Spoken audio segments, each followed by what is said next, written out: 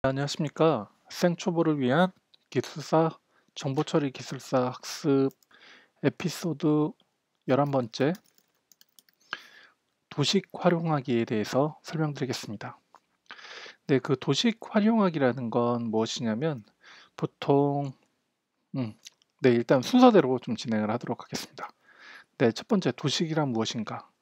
네, 도식이라는 건 저희가 기술사 답안지를 작성을 할 때 일단 답안지를 더 시각화하기 좋게 만드는 하나의 요소입니다. 예를 들어서 답안을 작성을 할 때 처음부터 끝까지 텍스트 기반으로 작성을 한다면 너무 많은 텍스트로 인해서 보는 사람도 눈에 안 들어오겠지만 쓰는 사람도 많이 힘이 들 것입니다. 특히 정보 처리 기술사의 경우에는 100분 동안 쉼없이 써야지 되기 때문에 14장을 텍스트로만 채운다면 사실 시간이 부족할 것입니다. 그래서 도식을 이용해서 예를 들어서 어떤 토픽에 대해서 뭐 답안을 쓸 때 그거에 대한 개념이나 구성, 그리고 앞으로의 로드맵 등을 표현하는 데 도식을 사용하게 됩니다. 네, 도식에 대한 활용 방식을 먼저 말씀드리자면, 네, 그 답안지의 작성 시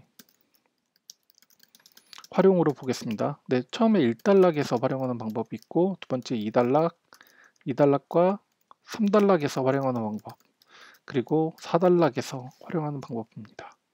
2교시 기준으로 봤을 때 1단락은 개요에 포함이 되는 부분입니다. 보통 개요를 한다면 오버뷰를 표현하기 위한 부분, 그리고 관계를 표현하기 위한 부분, 그리고 흐름을 표현하기 위한 부분 등으로 나눠지게 됩니다. 예를 들어서 두 가지 토픽이나 세 가지 토픽에 대한 문제를 비교하는 문제를 물어봤을 때는 1단락에서는 관계를 표현을 해줘야 됩니다. 예를 들어서 VPN과 VLAN과 NFV를 비교 설명해라 이런 식으로 나오게 된다면 얘를 하나의 그 큰 추상화된 개념으로서 묻고 이를 각각 설명해 주는 것이 좋습니다. 이것은 보통 네트워크에 대한 가상화 기술입니다.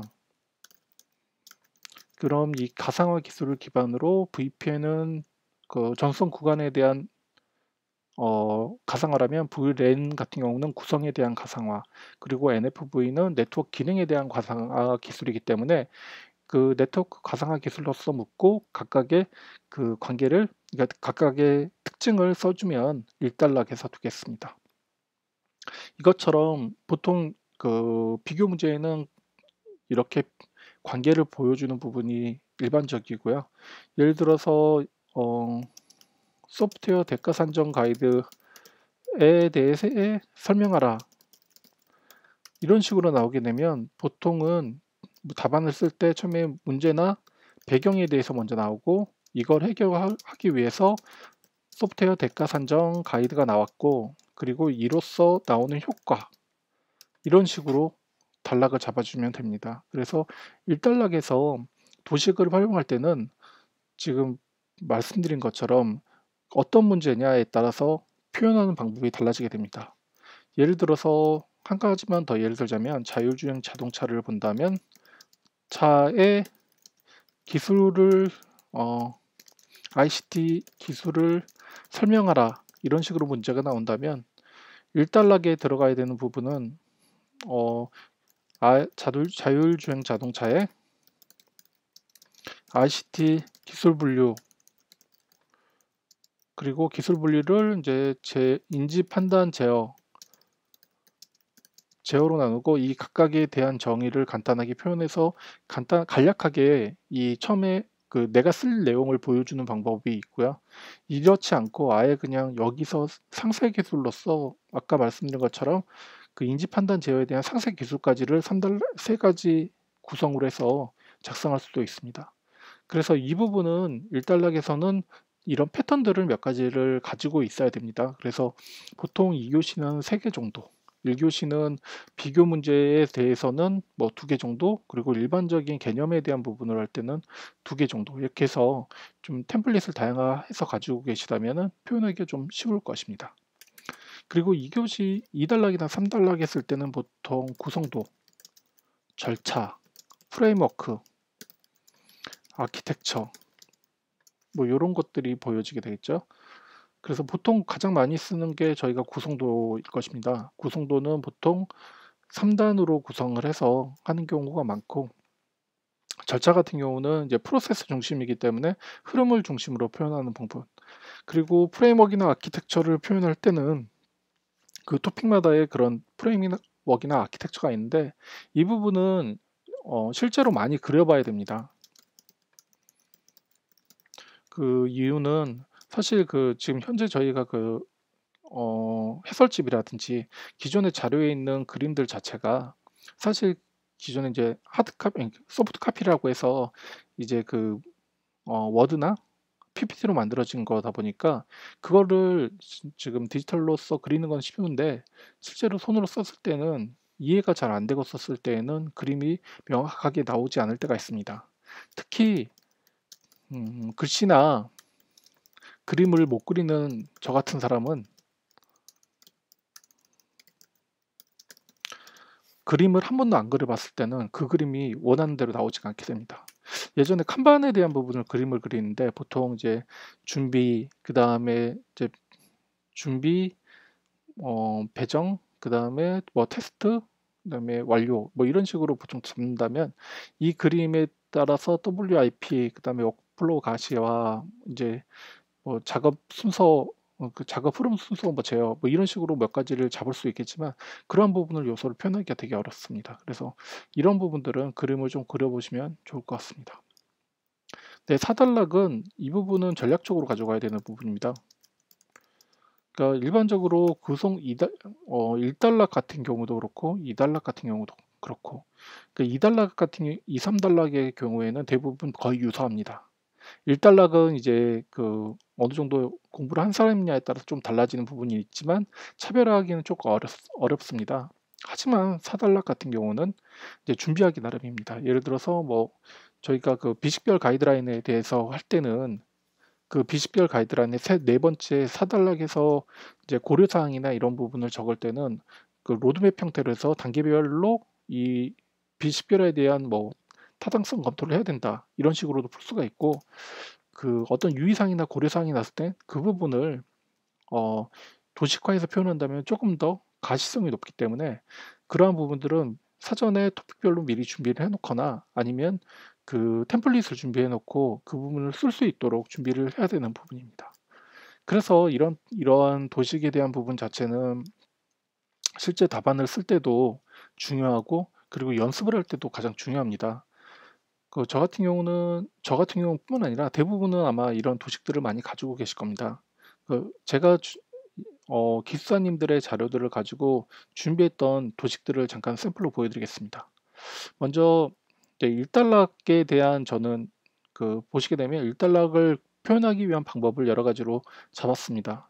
기본적인 부분은 도식이 없는 형태들, 가나 형태와 그 다음에 도식하고 정의가 들어간 형태, 그리고 지금 보시는 것처럼 배경과 기대 효과에 가운데 토픽이 들어간 형태, 이런 식으로 보통 잡기도 했었습니다.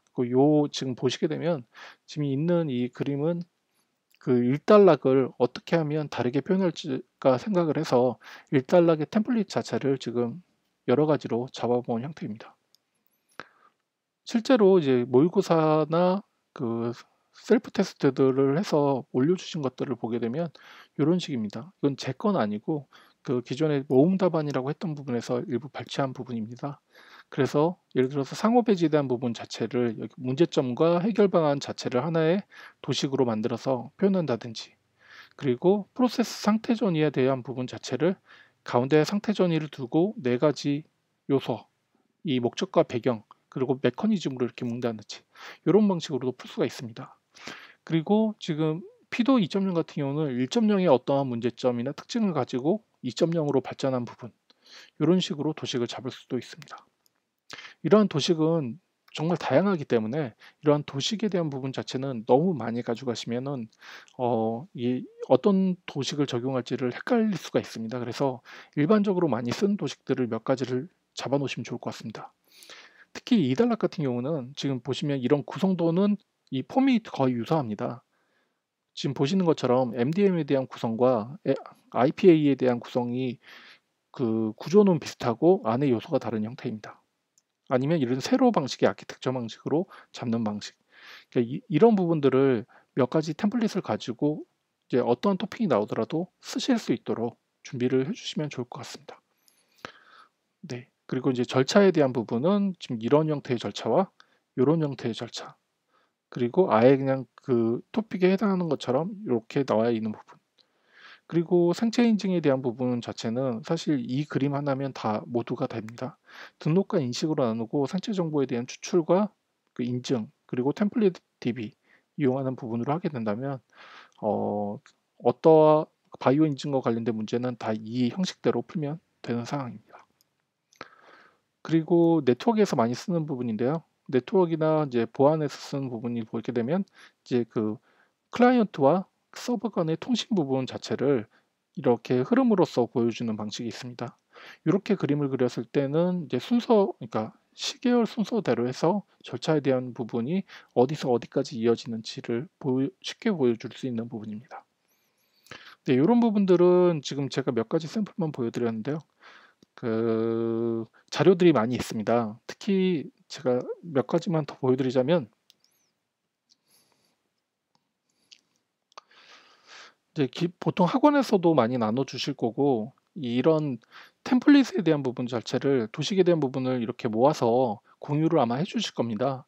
근데 이런 도식은 다 가져가게 되면 힘들기 때문에 몇 가지 공통적으로 많이 쓰는 템플릿을 쓸 때 기존의 모음 답안들을 보시고 모음 답안에서 많이 쓰이는 것들, 그리고 가시성이 높은 것들을 템플릿화 시켜서 본인만의 강점으로서 가져가 주시면 좋을 것 같습니다. 요 자료는 예전에 어떤 기사님께서 만드셨던 자료인데 너무 좋아서 저도 계속 보고 있는 자료 중에 하나입니다. 실제로 저희 기술 학습 말고도 제안서를 작성할 때도 이런 도식들은 도움이 많이 됩니다. 그렇기 때문에 그 어떤 저처럼 프로젝트 관리자 역할을 하는 그 업무를 하는 사람들이라면 이런 부분들은 꾸준하게 보신다면 업무에도 많이 도움이 되실 거라고 생각합니다. 네, 오늘은 여기까지 답안 도식에 대한 활용 부분을 설명드렸습니다. 제가 이 정보처리 기술 학습에 대한 부분에 대해서 지금 계속 그 교육을 동영상으로 올리고 있는데요. 제가 올리는 부분들은 이제 학습을 하기 전에, 아니면 학습을 하시다가 오래 하시든 짧게 하시든 간에 하다 보면 까먹는 것들이 있습니다. 분명하게 알아야 되는데 이제 공부만 계속 하다 보면 초심을 잃거나 아니면 내가 중심으로 해야 되는 것들을 까먹을 때가 있는데, 그럴 때 좀 되새김질 할 수 있는 자료로서 활용해 주시면 좋을 것 같습니다.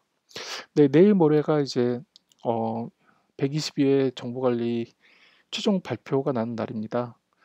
사실 면접에 대한 결과는 잘 모르겠지만 일단 저는 나쁘지 않았다고 생각하고는 있습니다. 하지만 이제 결과가 나와 봐야지 않는 부분이기 때문에 제가 결과가 나온다면 이제 최종 합격에 대한 내용과 그 다음에 면접을 위한 이력 카드, 그리고 면접의 중요한 요소들을 좀 따로 정리해서 다시 영상을 올리도록 하겠습니다.